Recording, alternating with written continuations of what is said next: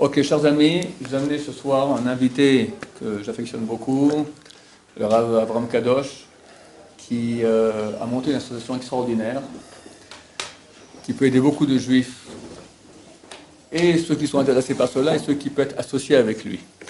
Cette association s'appelle World Brit. Brit, c'est donc la Brit Mila, la circoncision mondiale, et il s'occupe de trouver des gens, et là, il y en a beaucoup, des juifs qui sont juifs mais ne sont pas circoncis. Même chez les religieux, ça arrive, n'est-ce pas? Même chez les religieux, mais bon, beaucoup plus chez les gens non religieux. Et des fois, ils ont honte d'en parler.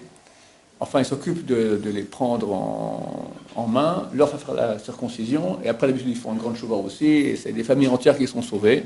Il y a des histoires fantastiques à vous raconter. Alors, je laisse la parole à Hachem, et on conclura à la fin. Toda rabba. Bon, Baruch Hashem, comme vous le savez, et souvent, si on pose la question à des personnes s'il y a une mitzvah qui est la plus respectée, je dirais, même chez des gens assez éloignés, alors souvent les gens diront que c'est la Brit Mila. Il y a pourtant un midrash dans le Pirkei d'Herbe Eliezer, dans la paracha de Shemot, qui dit que par le mérite de la Brit Mila, vous êtes sortis d'Égypte, et par le mérite de la Brit Mila, vous sortirez du dernier exil. Et quand j'étais ici d'ailleurs à l'Yeshiva, c'était quelque chose qui m'avait beaucoup perturbé et qui m'avait dit comment c'est possible, parce que je dis vraiment comment c'est possible qu'il y ait des juifs qui n'aient pas fait la Brit Mila. Et en fait, je me suis rendu compte après maintenant 10 ans sur le terrain que malheureusement il y a effectivement énormément de juifs qui n'ont pas eu la chance de faire la Brit Mila. Alors il y en a certains qui sont éloignés mais qui pensent à cela, notamment l'été dernier on m'a appelé pour aller faire une brite au fin fond de l'Amazonie. C'était un jeune couple, justement, donc la femme était brésilienne. Le père, je ne savais pas trop d'où il était quand il m'a contacté. J'ai reçu les messages. C'est passé en fait depuis l'Amazonie jusqu'au Brésil, qui était le pays le plus proche. Là-bas, ils n'ont pas réussi à venir pour des raisons techniques, pour des raisons de crue où ils n'arrivaient pas à passer en jeep jusqu'à là-bas. Ces deux jeunes, ce couple-là, vivaient sur un bateau, un tout petit bateau, et ils sont partis depuis l'Europe, ils sont arrivés jusqu'en Amazonie là-bas. C'est des baroudeurs comme ça, et quand ils ont vu qu'ils n'arrivaient pas à faire cette brite-là en temps voulu, donc c'est parti jusqu'en Argentine. Là-bas, il y avait quelqu'un qui connaissait World Brit. C'est pour eux, pour un enfant. Alors pour leurs enfants. Là, c'était pour leurs enfants, parce que eux tenaient à le faire. Donc je commence par eux, des gens qui sont très loin de tout, mais qui tenaient à faire la Brit Mila. Donc ça, c'est quelque chose de magnifique. Et le problème, c'est que très souvent, on s'est rendu compte qu'il y a des gens qui ne font pas la Brit Mila à leurs enfants parce qu'il n'y a pas de Moël. Tout simplement, et il y a des endroits dans le monde, et notamment en Amérique du Sud, où il n'y a pas de Moël, où le premier Moël est à des milliers de kilomètres. Là, le problème qu'il y a, c'est que c'était des gens qui n'avaient pas de moyens, pas du tout, donc ils ne pouvaient pas payer du tout les transports de ce Moël-là. Et c'est vrai que c'était beaucoup de frais. C'est arrivé jusqu'à nous, et moi je tenais à tout prix à le faire et le plus rapidement possible. Je voulais partir tout de suite parce que je savais que sinon on allait rater le 8e jour. On m'a arrêté un petit peu juste avant parce qu'on m'a dit que si j'avais pas un vaccin de la fièvre jaune, etc., je pouvais pas rentrer là-bas. Et donc j'ai fait ça le plus rapidement possible. Je suis parti le surlendemain. Bon, c'était 11 heures de vol, plus après, il a fallu télécharger toutes les cartes GPS pour arriver jusqu'à là-bas, louer une voiture, faire une Jeep, arriver jusqu'à chez eux. C'était un petit peu épique, surtout que le gars n'avait ni téléphone, ni c'était tout par message interposé qu'on arrivait à savoir où est-ce qu'il était à peu près. Baruch Hashem, j'ai réussi à le trouver. Je vous avoue que j'ai pas mal flippé au moment où je me suis retrouvé là-bas, parce qu'il m'a dit, écoute, tu verras, tu vas me trouver, je t'attendrai assis par terre sur le rond-point. Bon, j'ai passé au moins 10 ou 15 ronds-points. Je ne sais pas si vous imaginez, quand vous êtes dans une brousse pareille, c'est un truc assez flippant.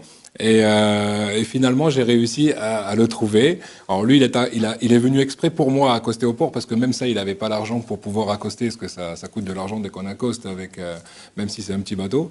Et donc, j'ai réussi à arriver jusqu'à eux et à faire la brite de ce bébé, Baruch Hashem, et il était plus que fou de joie. Je lui ai mis les tefilines également. Baruch Hashem, il n'avait pas mis les tefilines du tout, de toute sa vie, je crois. Et on a réussi à faire la brite. J'ai fait Emoel et Sandak. C'est la première fois que je fais une brite Mila. On n'était que trois. Il y avait le père, la mère et moi. Il n'y avait personne d'autre. Mais Baruch Hashem, ce bébé a été sauvé. Il l'appelait Gal. C'est intéressant. Mais juste pour la petite histoire, je voulais moi à tout prix me tremper au mikvé pour faire la brite. Et donc je lui dis, je vais aller directement là où il y a le bateau. Il m'a attrapé tout de suite. Il m'a dit, impossible, là c'est plein de requins. Et si tu te trompes là, je te retrouve tellement le courant est fort.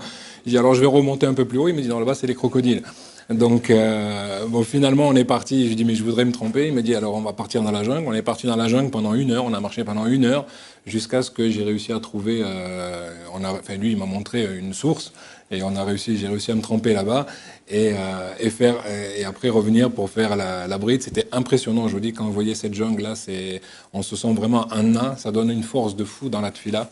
Parce que moi qui ai pourtant l'habitude de la nature, là, rien que pour vous donner un exemple, je suis rentré entier dans des arbres. Tellement c'était grand. Je ne peux pas vous imaginer c'est quelque chose de gigantesque. Mais bon, Baruch Hashem, ça donne une force extraordinaire. Et de voir aussi ce que ce jeune n'avait pas oublié cette brite à faire. Et donc, lui, il l'était. Et alors, j'ai découvert après, par la suite, que finalement, il était même. Il me dit, mais je voyais, il me donne son nom. Il me dit, mais il s'appelle. Il dit, mais donc tu étais du Maroc? Il me dit, oui. En fait, il parlait français. Donc, je dis, mais pourquoi tu m'as parlé sans arrêt en hébreu? Il savait pas, parce que lui s'attendait que c'était des Brésiliens qui venaient. Et en fait, je me suis rendu compte qu'effectivement, c'était un Marocain de Rabat. Donc, les deux parents étaient juifs. La mère, nous, on vérifie toujours la judaïté au niveau de la maman.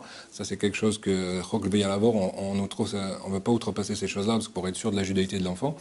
Et Baruch Hashem, on a réussi à faire cela. Ils étaient fous de joie parce qu'ils avaient très peur de ne pas pouvoir le faire. Mais bon, on leur a donné aussi du chizouk pour pouvoir faire le reste et ne pas rester à cela.